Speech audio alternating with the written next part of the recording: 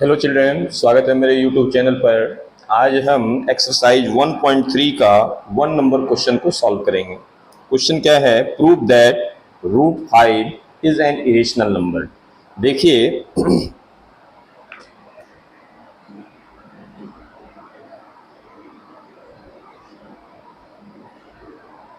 √5 is an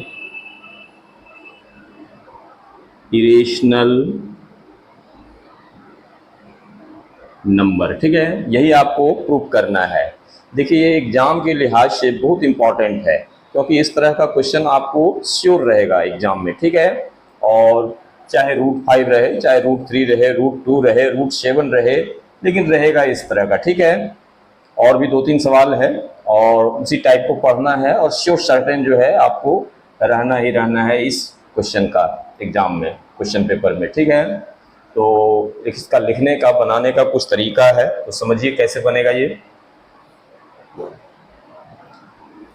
देखिए, √5 जो है आप जान रहे हैं एक इरेशनल नंबर है, लेकिन इसको आप अपोजिट यानी कि इसको रेशनल नंबर मान के चलते हैं। लिखेंगे let √5 is a rational number.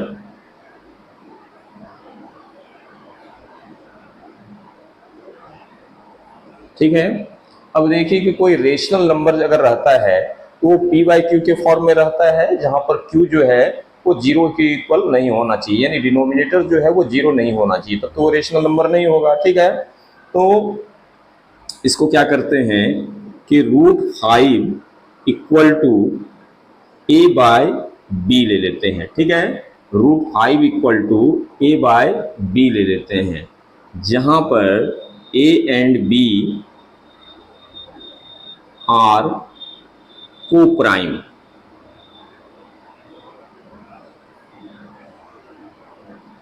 को प्राइम का मतलब क्या होता है? को प्राइम का मतलब होता है कि उन दोनों का कॉमन फैक्टर जो है एक के अलावा और कोई नहीं होना चाहिए। ठीक है, यानी दोनों के बीच में कॉमन क्या होना चाहिए? केवल एक होना चाहिए, उसके अलावा कोई संख्या नहीं होना चाहिए, तभी वो जो है को प्राइम माना जाएगा। ठीक है, अब इसको आप ये b को इधर ला सकते हैं, यानी कितना हो जाएगा?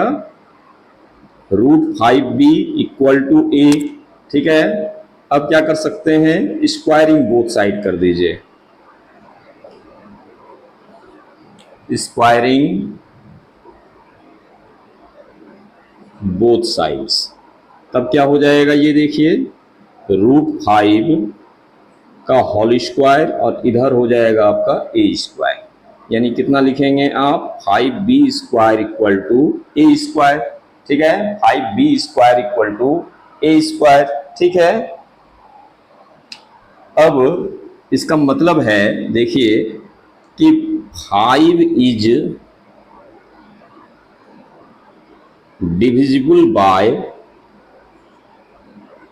ए स्क्वायर, यानी ए स्क्वायर अगर इधर है, इधर जाएगा तो क्या हो जाएगा? बाई में ये 5 के नीचे आ जाएगा, यानी 5 जो है ए स्क्वायर से डिविजिबल है। ऑल्सो इसको आप लिख सकते हैं कि 5 is divisible by A.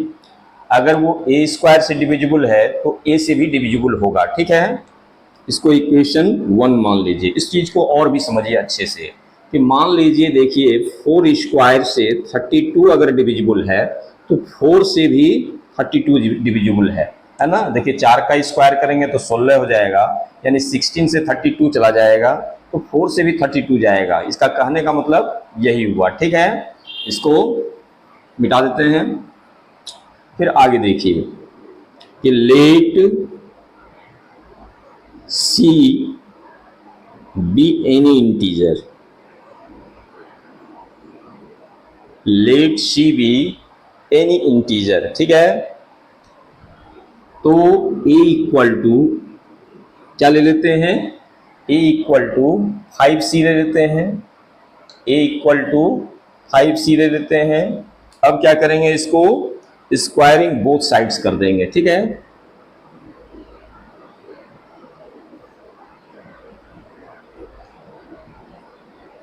Squaring both side जब कीजिएगा तो ये हो जाएगा ए स्क्वायर और ये हो जाएगा आपका 5c स्क्वायर। ठीक है, ये कोई दिक्कत नहीं यहां तक? ठीक है, अब देखिए कि यहां से ए स्क्वायर की जगह पर कितना रख सकते हैं, 5b स्क्वायर रख सकते हैं। यहां लिख दीजिए आप 5b स्क्वायर और इसका स्क्वायर कीजिएगा तो ये हो जाएगा 25c स्क्वायर। यहां लिख दीजिए आप फ्रॉम इक्वेशन 1, यानी इक्वेशन 1 से आप लिखें। चलिए, इसको आप ऐसे भी लिख सकते हैं बी स्क्वायर इक्वल टू, ये 5 जो है मल्टीप्लाई है, इधर आएगा तो डिवाइड हो जाएगा, यानी 25c स्क्वायर बाय 5। 5 से ये 5 टाइम्स कट गया, यानी बी स्क्वायर इक्वल टू कितना हो जाएगा, 5c स्क्वायर, है ना। अब इसका मतलब है कि बी स्क्वायर जो है या 5 जो है वो बी से भी डिवाइड, बी स्क्वायर से डिविजिबल है। लिखेंगे 5 is divisible by B square. Also अगर वो स्क्वायर से डिविजिबल है तो उस नंबर से भी डिविजिबल होगा, यानी 5 is divisible by B also. इसको इक्वेशन आप 2 मान लीजिए। ठीक है, इस इक्वेशन को 1 माने और यहां पर क्या मान लिए हम, 2 मान लिए। ठीक है, अब लिखेंगे from equation first and second.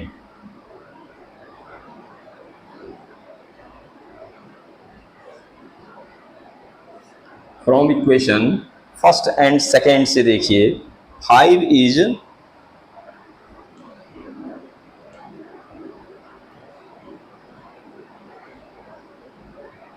Common factor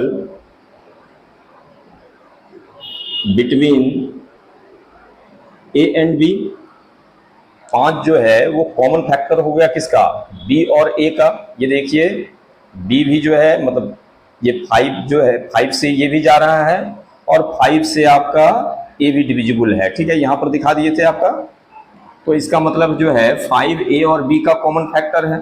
ठीक है, जबकि शुरू में आपको दिखाए कि ए और बी जो है वो कोप्राइम है, यानी उसके बीच में कॉमन फैक्टर केवल 1 होगा। तो यहाँ पर हमारा जो हमारा एजप्शन है वो गलत हो गया, है ना। तो क्या लिखेंगे कि this contradicts the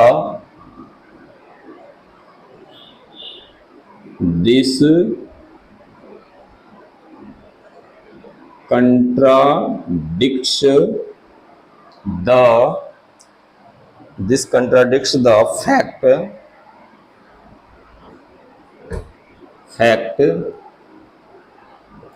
that A and B are co-prime, है ना। Therefore क्या हो जाएगा, our assumption is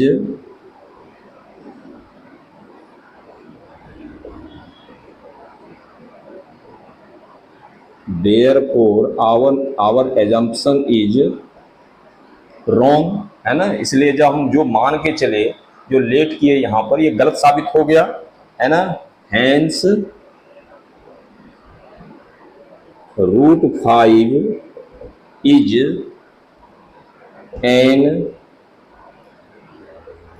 irrational, ये प्रूव्ड हो गया। तो कुछ चीज को आपको याद रखना है, जो 1-2 बार आप जब लिखेंगे बनाएंगे तो आपको खुद ब खुद याद हो जाएगा। इसलिए ज़्यादा घबराने और ज़्यादा दिक्कत की बात नहीं है, ये प्रैक्टिस की चीज़ है और इस तरह का सवाल आएगा ही आएगा आपका एग्जाम में, इसलिए इसको बिल्कुल कर लीजिए। ठीक है, चलिए मिलते हैं फिर से नेक्स्ट वीडियो में। Thank you.